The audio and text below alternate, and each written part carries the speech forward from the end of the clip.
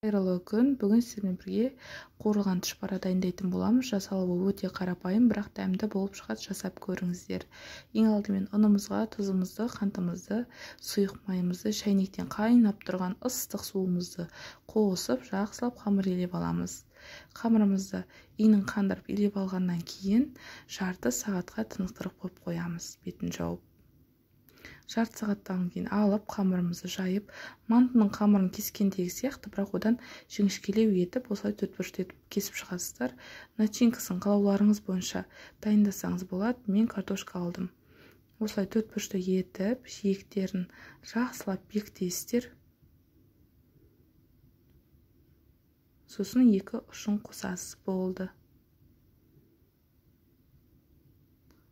Орташа отта екі жағы сарғайғанша пісіріп аласыздар.